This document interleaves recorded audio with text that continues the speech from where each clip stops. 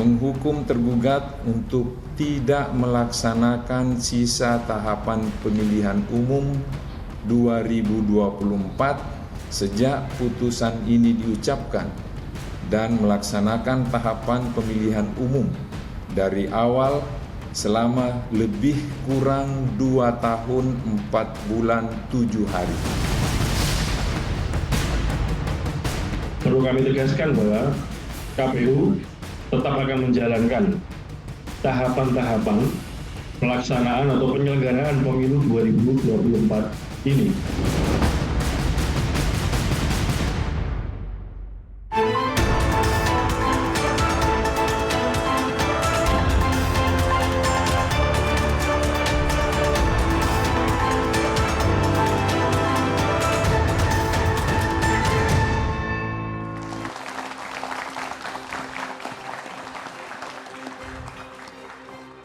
Selamat malam saudara, isu pemilu ditunda kembali mengemuka. Adalah Pengadilan Negeri Jakarta Pusat yang bikin gara-gara. Majelis Hakim di pengadilan ini mengabulkan gugatan Partai Prima dan meminta agar tahapan pemilu ditunda. Putusan ini menuai kritik dari banyak kalangan. Selain dianggap tak berwenang, PN Pusat juga dinilai mencederai konstitusi. Meski kinerja KPU tetap harus dikritisi, putusan menunda tahapan pemilu dianggap sangat berbahaya. Benarkah ada upaya agar pemilu ditunda? Dan apa dampaknya jika tahapan pemilu benar-benar ditunda? Kita bahas bersama dengan sejumlah narasumber yang sudah hadir di studio Dua Arah. Agus Jabo Priyono, Ketua Umum Partai Rakyat Adil Makmur, Partai Prima. Selamat malam.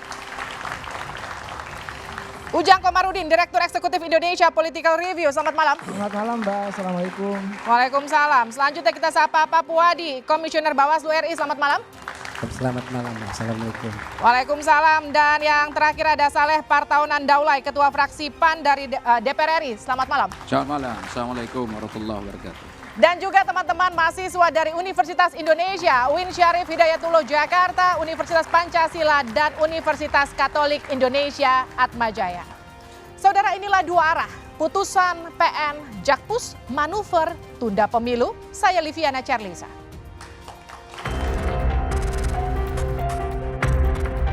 Putusan Majelis Hakim Pengadilan Negeri Jakarta Pusat bikin gempar. Gara-gara Majelis Hakim meminta agar KPU menunda tahapan pemilu.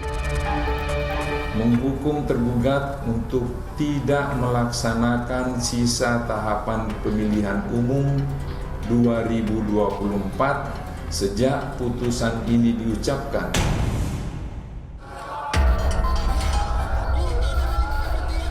Sebelumnya, Partai Prima menggugat KPU. Mereka merasa dirugikan dalam tahapan pendaftaran dan verifikasi parpol calon peserta pemilu 2024. Setelah putusan, KPU langsung memutuskan banding dan tetap akan menjalankan tahapan pemilu sesuai jadwal. Perlu kami tegaskan bahwa KPU tetap akan menjalankan tahapan-tahapan pelaksanaan atau penyelenggaraan pemilu 2024 ini. Ini sebagai dasar KPU untuk tetap melaksanakan atau melanjutkan penyelenggaraan pemilu 2024. Nah, gara-gara putusan ini, reaksi keras pun bermunculan dari sejumlah pihak. Salah satunya, pakar hukum tata negara Universitas Brawijaya yang menganggap Pengadilan Negeri Jakarta Pusat tidak berwenang mengadili perkara ini. Yang maksimal, ya, putusannya itu hanya untuk memulihkan hak, ya, memulihkan hak, bukan terkait dengan sistem pemilu, proses pemilu, tahapan pemilu, tidak. Tapi hak yang merasa hak hukumnya itu dilanggar oleh pihak yang lain. Namun sebagai penggugat, yaitu Ketua Umum Partai Prima, Agus Jabo, menilai apa yang dilakukan Partai Prima sudah sesuai prosedur dan tepat. Yang kita ajukan ke pengadilan negeri adalah PMH, perbuatan melawan hukum yang dilakukan oleh penyelenggara pemilu, yaitu KPU, yang telah kemudian menghambat hak politik kami sebagai warga negara yang mendirikan partai politik untuk ikut dalam pemilu. Di sisi lain, Perludem menilai putusan PN Jakpus mencederai konstitusi. Nah, dengan adanya putusan Pengadilan Negeri Jakarta Pusat ini, otomatis ada ketentuan konstitusi yang telah dilanggar. Oleh karena itu, menurut saya, putusan Pengadilan Negeri ini tidak bisa diberlakukan karena bukan hanya merupakan pelanggaran terhadap Undang-Undang Pemilu, tetapi juga merupakan pelanggaran terhadap konstitusi. Siapa sebenarnya yang sedang bermain api dengan kembali memunculkan isu penundaan pemilu ini? Benarkah ada operasi yang bertujuan menunda pesta demokrasi 5 tahunan ini? Sengketa pemilu bukan yurisdiksi pengadilan negeri. Lalu, apakah putusan ini harus dilaksanakan atau harus diabaikan?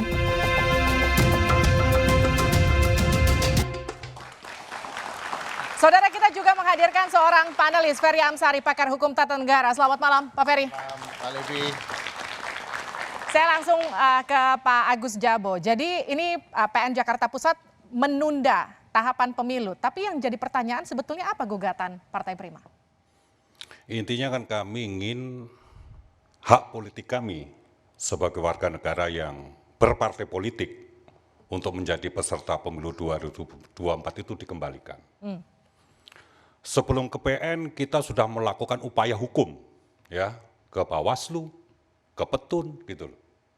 Tapi kemudian semuanya mentok. Karena Petun menganggap Prima tidak punya legal standing. Nah, pada tanggal 14 Desember KPU mengumumkan bahwa Prima tidak menjadi partai politik peserta pemilu 2004. Terus kami ke Petun lagi, ya kan? Gugatan kami di NO-kan karena dianggap kita tidak punya legal standing.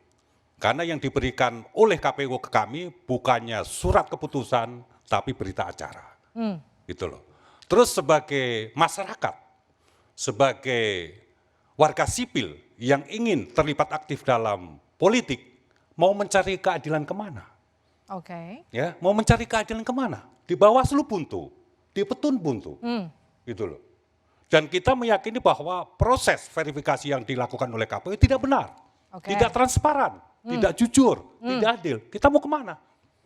Hak asasi kita sebagai warga negara dikebiri.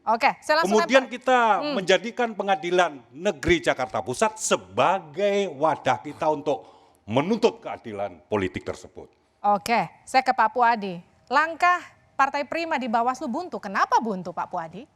Ya, pertama saya perlu sampaikan bahwa mekanisme apa yang disampaikan oleh Partai Prima ke Bawaslu itu melalui mekanisme penyelesaian sengketa proses.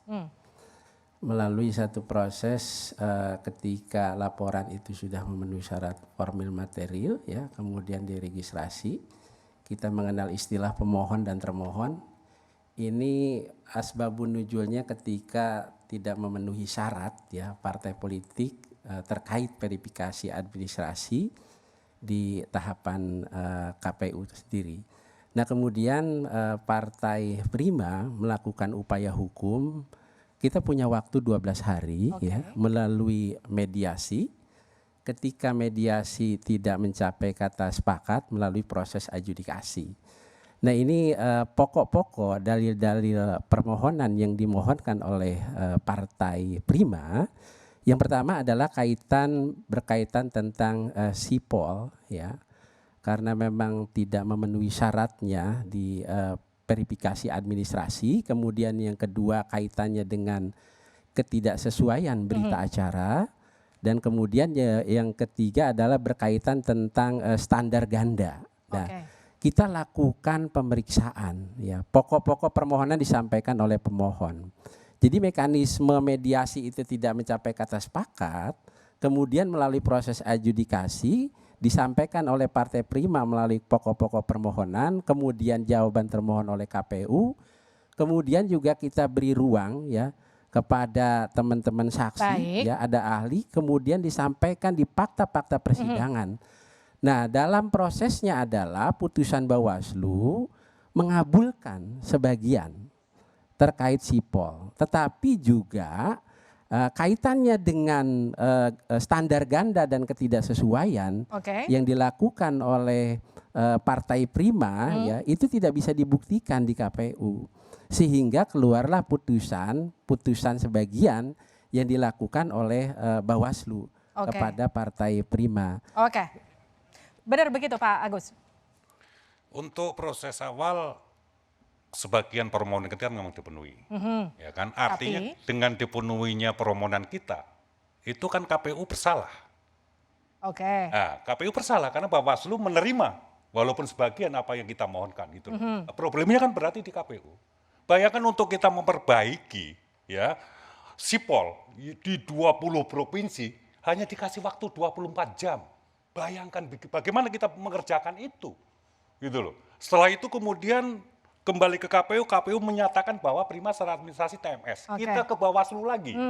Ya, di Bawaslu kemudian ditolak karena dianggap sengketanya masih sama, gitu loh. Ya kan, terus kita, kan buntu akhirnya. Oke, jadi harus kemana? Mau nggak mau harus ke PN. Pak Saleh, ini tepat nggak langkahnya sebetulnya? Jadi kalau saya lihat secara prosedural memang setiap warga negara itu berhak untuk mendapatkan keadilan. Oke. Mereka merasa bahwa mereka tidak adil. Saya melihat bahwa proses ini sebetulnya ya kalau menuntut keadilan melalui peradilan yang ada saya kira sudah tepat ya. Apalagi tadi sudah melalui Bawaslu terus PT UN. Nah masalahnya adalah ketika ini diadili di pengadilan negeri. Kan muncul sekarang pendapat tuh mengatakan itu bukan ranah dia untuk memutus. Kemudian bahkan pejabat-pejabat pun sudah pada bicara nih terkait ini. Terutama ya menyoroti putusan yang menunda pemilu itu. Nah masalahnya adalah menurut saya ini kenapa kemarin pada saat ini diajukan gugatan ke pengadilan negeri ini diproses. Kalau memang bukan ranah dia, itu kan mestinya jangan diproses. Jadi menurut Anda ini salah dari awal? Mestinya dari awal ini kan tidak tepat memang itu di situ. Nah sekarang begini Mbak, ini kan sudah keluar putusannya. Baik. Sudah ada keputusan dari pengadilan. Yang mestinya setiap warga negara harus taat pada pengadilan itu. Itu dicatat dulu. Tetapi masalahnya adalah bahwa ini dianggap bahwa putusan itu bertentangan dengan katakanlah Undang-Undang Dasar 1945 pasal 22E ayat 1 misalnya. Di mana setiap sekali dalam 5 tahun diadakan pemilu. Kalau ditunda 2 tahun 4 bulan 7 hari, berarti kan ada yang dianggap bertentangan dengan Undang-Undang Dasar. Baik. Nah, karena itu kalau misalnya satu hal katakanlah ini sudah sesuai dengan prosedur tapi hal yang lain bertentangan dengan konstitusi, ini kan harus diselesaikan. Jadi tidak Pak bisa Ujang, misalnya sebentar. Tidak bisa misalnya kita langsung komentari begini. Lalu bagaimana dengan putusan itu? Apakah kita katakan ini tidak boleh dikerjakan, dilaksanakan. Nanti kalau ada kasus-kasus lain di luar kasus ini misalnya ada putusan pengadilan lalu udah nggak boleh dilaksanakan. Nanti apa tidak jadi presiden buruk? Nah karena itu saya menyetujui dan mendukung langkah yang diambil KPU untuk melakukan apa yang disebut dengan banding. Nanti diurai lagi di sana, diperiksa lagi di sana. Ini kan sekarang sudah sampai ada yang mengatakan hakimnya harus dicopot, komisi yudisial harus turun dan seterusnya. Saya kira langkah-langkah itu tetap dilakukan, tetap akan diperiksa, tetapi terkait dengan putusan ini juga harus ada kejelasannya mau diapakan. Mau diapakan Pak Ujang? Kalau menurut Anda tepatnya diapakan? Ya saya melihat begini ya, ini aneh saja lucu. Apa yang lucu? Ya lucu kenapa? Pertama bukan wilayah yurisdiksinya. Iya. Jadi salah kamar. Nah kalau kita salah kamar tentu tadi mestinya ditolak. Tapi kan dari awal Pak Agus bilang nggak ada jalan. Nah, jadi gini Mbak, saya potong Pak Agus. Silakan. Saya dan kawan-kawan menganggap PN punya kompetensi. Yes. Karena yang kita mohonkan bukan sengketa pemilu, tapi perbuatan melawan hukum yang dilakukan oleh KPU. Gitu loh. Ini bukan sengketa pemilu. Banyak orang, banyak ahli, bahkan ketua partai politik, menteri gitu loh, salah paham. Ini bukan sengketa proses, bukan sengketa pemilu. Kami meminta kepada pengadilan, gitu loh, hak asasi kami sebagai warga negara ini dirampas oleh KPU. Gitu loh. Ini PMH perdata bukan sengketa pemilu. Pak Ujang. Masalahnya. Gimana? Masalahnya ini kan ini menyangkut banyak pihak ya, terutama partai-partai yang lain. Ya kalau misalnya dikatakan ini ditunda pemilu, ya kami misalnya seperti dari Partai Amanat Nasional, ya tentu kami akan merasa terkendala dengan kerja-kerja kami selama ini. Kami kan sudah siap nih untuk melaksanakan pemilu. Karena kami sudah melakukan persiapan yang saya kira hampir 2 tahun terakhir memang fokus untuk itu. Nah begitu ada putusan penundaan pelaksanaan pemilu 2 tahun 4 bulan 7 hari. Nah ini kan bagaimana? Dan yang lain-lainnya itu loh.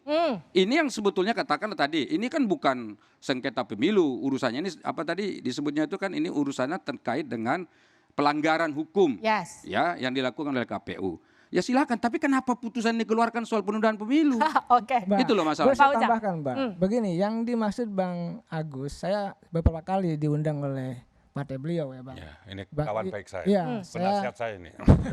Saya meyakini gitu ya, kerja keras beliau, usaha beliau untuk meloloskan partainya itu sudah tepat gitu. Oke, tapi cuma persoalannya beliau juga kaget. Keputusan yang diminta ibaratnya begini, beliau itu minta mengembalikan haknya. Tolong dong loloskan kami gitu loh, melalui pengadilan negeri katakan. Oke. Tetapi yang diberikan oleh pengadilan negeri adalah menunda pemilu. Jadi pengadilan negeri ada yang menyusupi dengan gugatannya Partai Prima, begitu kira-kira? Ya, kan begini, tidak mungkin begini. Hakim itu mohon maaf ya, saya agak keras ini. Nggak mungkin hakim ini goblok. Nggak mungkin nggak ngerti hukum. Oke. Pasti sudah tahu bahwa itu bukan kewenangannya. Pak Ferry, miss-nya ada di mana? Ya, miss-nya banyak tempat.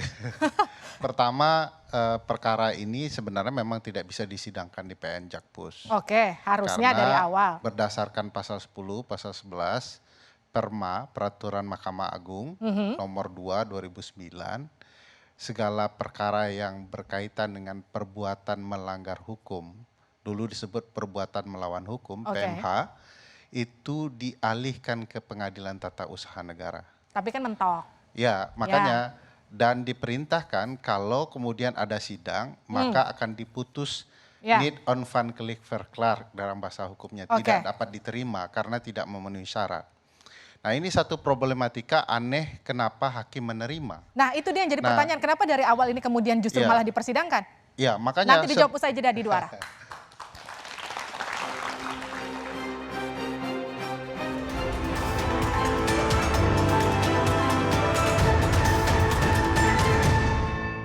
Komisi Yudisial akan melakukan pendalaman terhadap putusan tersebut, terutama untuk melihat apakah ada dugaan pelanggaran perilaku yang terjadi. Salah satu bagian dari upaya pendalaman itu bisa jadi dengan memanggil hakim atau majelis hakim yang bersangkutan untuk dimintakan klarifikasi. Namun, perlu digarisbawahi bahwa terkait dengan substansi putusan, Komisi Yudisial tidak berwenang untuk menilai baik atau benarnya suatu putusan, buruk atau baiknya suatu putusan. Forum yang tepat untuk menguatkan atau mengubah substansi putusan adalah melalui upaya hukum. Oke, proses hukumnya terus berjalan karena KPU juga memutuskan untuk banding, tapi yang jadi pertanyaan sekarang setelah kemudian ini bergulir, apakah kemudian putusan PN Jakarta Pusat tetap harus dilanjutkan? Proses tahapannya ditunda, Pak Ferry? Ya, yang ini menurut saya poin penting untuk diluruskan di tengah masyarakat. Di dalam ranah peradilan, kalau kemudian pengadilan ya menyidangkan yang bukan yurisdiksi dan kompetensinya, maka putusan itu dianggap batal demi hukum, alias dianggap tidak pernah ada. Jadi tidak mungkin juga kita akan menerima peradilan militer menyidangkan perkara perceraian dan menganggapnya itu harus dilaksanakan. Ini bukan yurisdiksi mereka, begitu juga dengan kasus di PN Jakpus. Oleh karena itu ada dua langkah, langkah pengabaian, apalagi nanti akan dibuktikan masalah etiknya. Kedua, langkah hukum dengan melakukan banding. Nah, ini permasalahan yang harus jernih dilihat oleh masyarakat. Dan saya lihat memang ini kesalahannya fatal ya, apalagi sudah disebut oleh Bang Saleh Daulay pasal 22E ayat 1 soal azas pemilu yang 5 tahun sekali itu juga dilanggar. Bahkan uniknya ini kan perkara perdata PMH. Dalam konsep perdata kalau ada pelanggaran hukum privat di antara dua orang atau lebih, ternyata terbukti yang diperbaiki oleh peradilan adalah hak privatnya itu. Apa hak keperdataan dari Partai Prima yang terganggu? Verifikasi administrasi mereka terganggu sehingga mereka tidak bisa verifikasi faktual, sehingga tidak bisa menjadi peserta pemilu. Putusan peradilan kalau bisa membuktikan akan memperbaiki itu. Tapi ini kan loncatannya luar biasa. Panjang, ya. Tapi ini kan loncatannya berbeda dari ini ruang privat, tiba-tiba masuk ke hukum publik, yaitu proses penyelenggaraan pemilu. Dua hal yang berbeda yang tidak bisa dilakukan oleh pengadilan. Nah, konteks tadi teman-teman Partai Prima merasakan ketidakadilan, memang ada dan bisa dibuktikan kecurangan-kecurangan dan bagaimana Partai Prima itu digantung. Tetapi Partai Prima sebagai anak bangsa yang harusnya percaya dengan proses peradilan, harus yakin bahwa ini harus dilalui, tidak boleh emosional, apalagi meminta dalam petitumnya. Ini petitum Partai Prima, permintaan ke pengadilan untuk menunda pemilu. Partai Prima yang menginginkan. Oke, jadi ini yang menginginkan Partai Prima, Pak Agus Diapo. Jadi begini. Kita tidak pernah meminta penundaan pemilu. Kita meminta proses pemilu dihentikan. Sejak awal kita sudah membangun gerakan seperti itu. Begitu kemudian di Bawaslu mentok, ya, kita sudah membangun gerakan itu. Ini ada proses yang tidak benar, tidak jurdil. Tapi kalau prosesnya dihentikan semua, otomatis kita minta diaudit. KPU harus diaudit, karena ada banyak masalah, gitu loh. Saya sudah mengatakan kalau kemudian partai kami dokumennya itu tidak pas, tidak sesuai dengan undang-undang atau ketentuan KPU, boleh kami tidak diloloskan. Tapi dibuka juga dong partai-partai lain, gitu loh. Tapi kan tidak ada proses itu. Ya kan, tidak ada. Pada tanggal 14 Desember, kemudian KPU mengumumkan bahwa Prima tidak ikut sebagai peserta pemilu. Terus mau kemana kita? Bagaimana kayak supaya gitu, kita Pak bisa Puadi? ikut gimana caranya? Kan begitu logikanya gitu loh. Silakan Pak Puadi. Ya, saya melihat sebetulnya kalau dari sudut pandang isi ya, dari isi amar putusan yang dikeluarkan oleh Pengadilan Negeri itu secara eksplisit itu tidak menyampaikan kaitannya dengan penundaan pemilu sebetulnya. Secara eksplisit ya. Dan di Undang-Undang 7 tahun 2017 ya, di ketentuan pasal 431, 432, 433 itu pun sebetulnya tidak ada klausal kaitannya dengan penundaan pemilu sebetulnya. Yang ada pemilu lanjutan dan pemilu susulan sebetulnya. Nah, untuk itu ya kaitannya dengan upaya-upaya hukum yang dilakukan oleh Partai Prima ke Bawaslu ini Partai Prima yang kedua kali kan hadir ke Bawaslu. Untuk mengajukan upaya hukum setelah dia melakukan ke Petun ya. Nah, menurut kami di Bawaslu memang kita mengenal istilah nesbi in idem ya, artinya memang putusan yang sudah diperiksa tidak bisa diperiksa kembali gitu. Nah, mengenai langkah Partai Prima dia melakukan upaya hukum secara subjektivitas Partai Prima ke Pengadilan Negeri, saya kira ini adalah merupakan satu hak Partai Prima ketika tidak bisa melakukan upaya hukum di ruang-ruang lembaga-lembaga yang menurut Partai Prima ini barangkali mungkin dalam keterpenuhan sebagai warga negara yaitu sah-sah saja. Hanya saja kita mengenal istilah erga omnes ya, dalam arti mungkin bisa juga mengenal urta virus yang kaitannya dengan melebihi satu kewenangan yang seharusnya ini wilayah-wilayah apa yang disampaikan tadi Bang Ferry ini menyangkut jurisdiksi, memang itu masuk dalam wilayah yang terlalu jauh langkah-langkah yang dilakukan. Kejauhan langkahnya Pak Ujang, tanggapan Anda? Iya, saya sudah katakan di banyak media, saya bilang ini aneh tapi nyata di dunia peradilan kita. Yang aneh yang mana? Ya begini, kita ini sudah berdarah-darah menolak Jokowi 3 periode. Dan teman-teman mahasiswa di sini sudah demonstrasi 11 April itu. Bahkan kita dituduh-tuduh sebagai salah satu mentor demo ketika itu. Yang kedua, ya kita juga menolak juga perpanjangan masa jabatan presiden.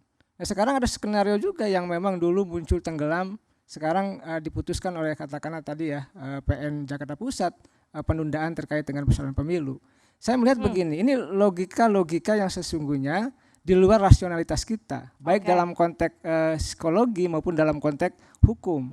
Tidak ada pakar hukum yang membenarkan semua ya apa yang telah diputuskan oleh Pengadilan Negeri Jakarta Pusat.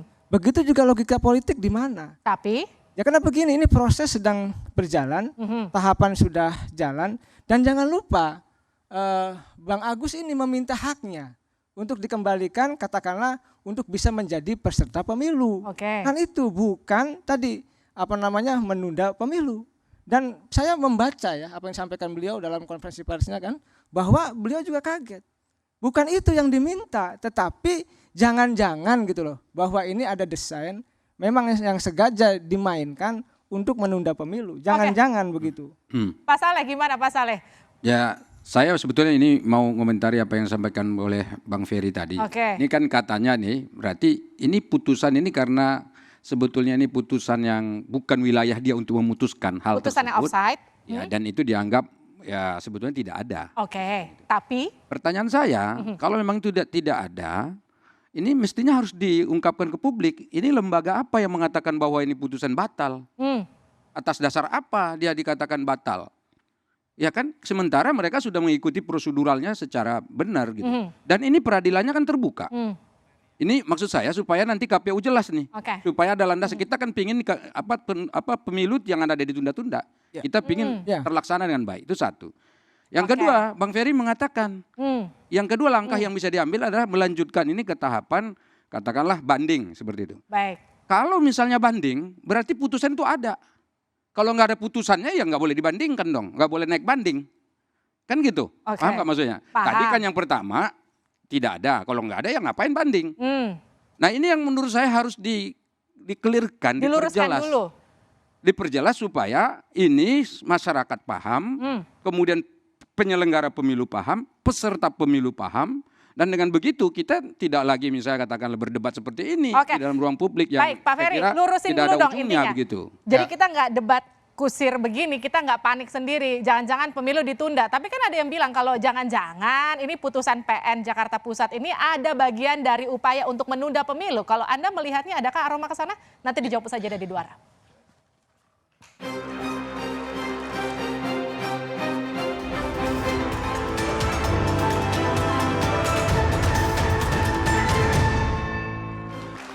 Anda kembali bersama kami di Dua Arah. Tadi pertanyaan saya untuk Ferry Amsari. Ada banyak asumsi bahwa putusan PN ini adalah upaya untuk menunda pemilu. Anda melihatnya? Sebelum ke sana, ke poin penting itu saya mau jawab dulu Bang Saleh. Supaya tidak salah paham. Kalau kemudian sebuah peradilan melakukan perbuatan yang dilarang, karena Perma sudah melarang, maka konsekuensi putusannya adalah batal demi hukum, dianggap tidak pernah ada. Tapi agar dia berkekuatan hukum sendiri harus diajukan ke pengadilan untuk dinyatakan dibatalkan. Baik. Dibatalkan itu berdasarkan putusan pengadilan karena memang terbukti bahwa ini terang benderang tidak sesuai dengan ketentuan. Nah, kalau kemudian ada cerita bahwa ini bagian dari skenario penundaan pemilu, publik tidak bisa disalahkan karena ini banyak rangkaian. Ada kelompok-kelompok tertentu yang bicara soal penundaan pemilu karena ada orang terbaik sedang memimpin bangsa, ditunda saja. Lalu muncul berbagai suara soal kepentingan itu. Bahkan belakangan ini kita dengar mantan presiden turun gunung bicara ada potensi penundaan. Ini kan mengindikasikan ya. Kemudian memang ada cerita ini. Dulu samar-samar tiba-tiba keluar putusan ini. Terang benderang lah. Terang benderang nggak Pak Ujang? Anda melihatnya gimana? Ya saya ini 7 tahun ya bergaul dengan narasi politik kita ya. Jadi saya ketika misalkan ini cerita dulu ya. Saya ketika bersama-sama mahasiswa gitu mendukung Jokowi 3 periode berdarah-darah juga. Hampir waktu itu kita juga ya dalam konteks tertentu ya tertuduh untuk bisa ditangkap gitu. Tapi persoalannya hari ini saya melihat jangan sampai Pengadilan Negeri Jakarta Pusat menjadi pintu masuk, ya kan, untuk kelompok tertentu itu mendorong penundaan pemilu. Karena kita sebagai anak bangsa ya, mahasiswa semua, Bang Saleh, Bang Puadi, Bang Ferry, Bang Agus, semua kita semua sepakat bahwa kita mengawal proses transisi demokrasi ini ya kan dengan melaksanakan pemilu secara reguler untuk mencari pemimpin yang terbaik. Baik, itu kan niatan kita bersama. Tapi kemudian setelah keluar putusan dari PN Jakarta Pusat, sekarang salah satu tertuduhnya bisa juga jadi dari Partai Prima karena Anda kemudian menggugat ini dan putusan ini muncul. Tidak, Partai Prima ini hanya ingin mengungkapkan kegelisahannya dan ingin menuntut keadilan. Itu. Nah, pangkal dari semua yang ada ini kisruhnya dari KPU kan gitu. Kenapa? Jadi KPU Pak Agus. Oh iya. KPU sumber masalahnya. Asbabul nuzul persoalannya dari KPU yang tidak clear, tidak jujur, tidak adil. Kami punya bukti-buktinya, kami punya fakta-faktanya, dan sekarang di DKPP sedang bersengketa. Persoalan-persoalan verifikasi. Pak Saleh. Saya melihat bahwa memang kalau ditanya apakah benar ada katakanlah skenario untuk menunda pemilu. Menurut saya sebetulnya tidak ada kalau dari apa yang sedang dilakukan oleh penyelenggara pemilu dalam hal ini dan juga pemerintah dalam Kementerian Dalam Negeri misalnya. Ini saya lihat nggak ada. Buktinya apa? Buktinya tahapan pemilu sudah disepakati. Tanggal-tanggalnya sudah semua dan itu disetujui oleh semua partai politik yang ada di DPR misalnya. itu kan mengindikasikan bahwa memang pemilu sudah diagendakan, yaitu tanggal 14 Jadi Anda melihatnya setelah keluar putusan PN Jakarta Pusat ini pemilu akan tetap ongoing atau justru harus berhenti? Menurut saya sebetulnya kalau saya nih secara pribadi tetap menginginkan bahwa pemilu harus sesuai dengan jadwal yang sudah ditetapkan. Oke. Nah, persoalan adanya carut marut soal hukum ini, itu tadi yang saya minta diperjelas tadi, itu yang saya katakan tadi, katakanlah kata Bang Ferry, ini harus dibawa ke pengadilan lagi, silakan. Tapi kalau belum dibawa ke pengadilan, sekarang kan bagaimana putusan yang ada sekarang ini? Kan mesti harus segera dibawa itu supaya diputuskan. Bang, karena dia banding, dia belum ingkrah Bang, tidak bisa dilaksanakan. Oke, tapi suara Bawaslu? Ya, bentar, saya gini, karena dia masih banding, berarti kan dianggap bahwa putusan yang tadi kan berarti berlaku, Bang. Tidak berlaku, Bang, karena belum ingkrah, belum berkekuatan. Oh, nanti kalau sudah diingkrahkan baru nanti kemudian ada putusan yang mengatakan bahwa ini tidak berlaku. Nah, selama periode ini tetap berarti pelaksanaan tahapan tetap sesuai dengan yang jadi nggak ada indikasi penundaan pemilu kalau begitu. Berarti tetap jalan. Jadi salah maksud kalau misalnya memang ini ada upaya untuk menunda yang perlu pemilu. kita tanya itu bukan itu sebetulnya. Bagaimana Partai Prima melihat kenyataan ini kalau misalnya putusan itu sendiri belum berlaku sementara tahapan berlangsung. Kalau semakin jauh tahapan ini berlangsung, mereka yang menuntut supaya mereka ikut pemilu itu akan ketinggalan di belakang.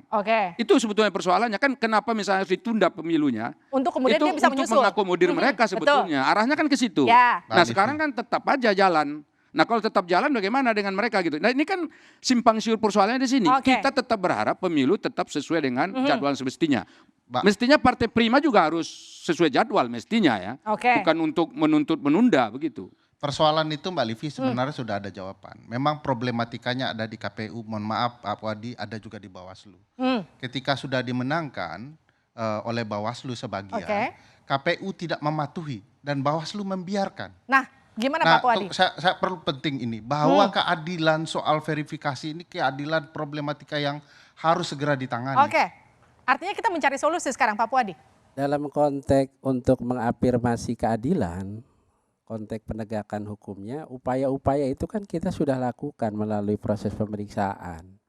Dan kemudian juga di dalam fakta-fakta persidangannya memang menunjukkan kenapa Bawaslu dengan putusannya ya memutuskan sebagian, artinya bahwa Bawaslu sudah melihat dari fakta-fakta persidangan dan pertimbangan-pertimbangan hukumnya.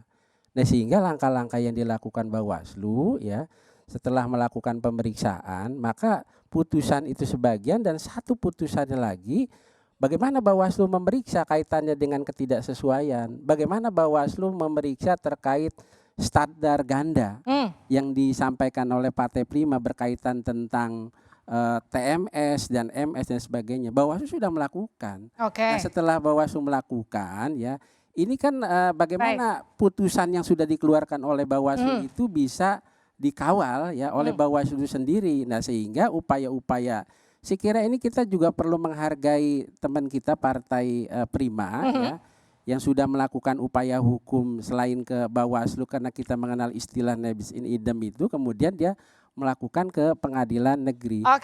Artinya sekarang Pak Ferry keputusannya tetap harus berjalan atau harus langsung dibatalkan? Ya, pada titik ini putusan ini tidak berlaku, tidak bisa dijalankan karena masih proses banding.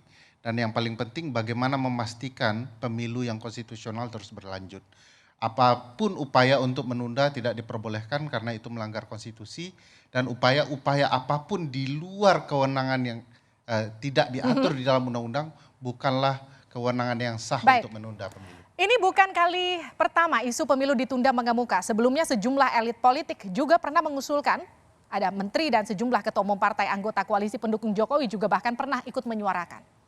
Presiden Jokowi sudah meminta agar wacana penundaan pemilu dihentikan. Namun isu ini muncul lagi. Wacana menunda pesta demokrasi harus diakhiri. Isu ini tak hanya mengangkangi demokrasi, namun juga berbahaya karena bisa merusak tatanan dan memicu pertikaian.